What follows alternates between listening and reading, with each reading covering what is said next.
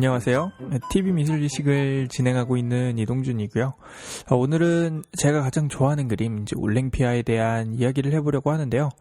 1863년에 그려진 그림으로 당시에는 천박하다는 천시와 무시를 당했지만 지금은 현대 미술의 시작점이라고도 평가되면서 인정을 받고 있는 에드와르 만의 그림이죠.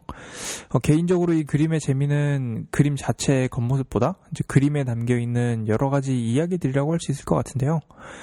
지금 우리가 보기에 이 그림은 좀 흔하디 흔한 서양화처럼 큰 문제나 특징이 없어 보이지만 사실 당시의 귀족사회에게는 자신들의 숨기고 싶은 치부를 굉장히 적나라하게 보여주고 있는 그림이라고 할 수 있는데요. 사실 이 그림은 이탈리아의 화가 베첼리오 티치아노의 그림 우르비노의 비너스의 구도를 그대로 사용한 그림인데요. 구도는 같지만 은근하게 다른 분위기가 느껴지시나요? 사실 이 베첼리오 티치아노의 그림 우르비노의 비너스는 당시 귀족들이 아름답다고 말하던 가장 이상적인 그림이라고 할 수 있는데요. 여성을 비너스와 같은 여신으로 그려나오면서 여성을 신격화한 그림이 당시 귀족들이 생각하던 이상적이면서 가장 아름다운 그림이었어요.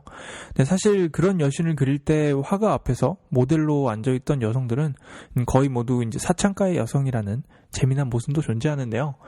문제는 이런 사창가의 여성들과 당시 귀족사회의 남성들과의 은밀한 관계라고 할 수 있어요. 올랭피아라는 이 그림은 이런 당시의 귀족사회의 어두운 부분이었던 이 둘의 관계를 폭로한 듯한 그림이라고 할 수 있는데요.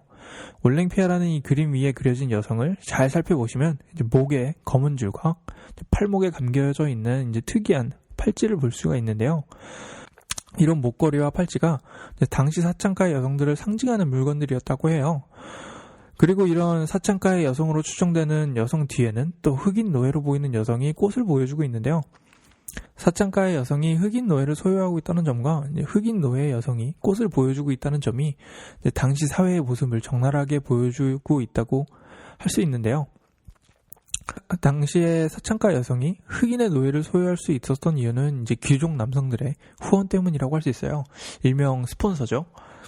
당시의 귀족 남성들은 사창가의 여성을 은밀하게 첩으로 삼고 있는 일이 많았는데요. 귀족의 후원으로 사창가의 여성이 소유하게 된 흑인 노예는 귀족에게서 도착한 꽃다발을 보여주고 있는 것이죠. 겉으로는 우르비노의 비너스라는 그림과 같이 우아함을 아름답다고 말하고 있지만 사실 뒤에서는 사창가의 여성을 첩으로 삼고 있는 어두운 사회의 모습을 폭로하고 있었던 것이죠. 실제로 이런 은밀한 첩문화로 인해서 당시 많은 귀족 남성들이 성병으로 사망하는 일이 굉장히 잦았다고 하는데요.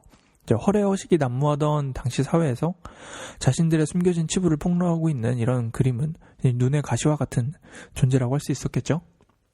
실제로 당시 살롱전에 출품되었던 이 그림은 이제 귀족들의 멸시와 천시를 받으면서 이제 구석의 자리로 옮겨질 수밖에 없었다고 하는데요. 그림을 보고 있는 사람을 응시하게 그려서는 마치 첩을 가진 귀족 남성을 낯뜨겁게 만드는 이제 그림 안의 여성의 시선에다가 우르비노의 비너스에서 그려진 하얀 강아지와는 굉장하게 대비되는 검은 고양이까지 해가지고 아주 작정하고 폭로를 하고 있는 모습이 당시 귀족들에게 참 인상적인 그림이라고 할 수 있었겠죠. 그래서 이 그림이 인상주의의 시작점이라고 불리는 것이 아닐까요? 유튜브를 통해서 보시면 저희 TV미술식을 고화질로 감상하실 수 있으시고요. 그리고 저희 도니.com www.dohni.com에 오시면 저희 블로그와 유튜브, 페이스북 등 제 모든 활동들이 연결되어 있으니까요. 많이 찾아와 주세요.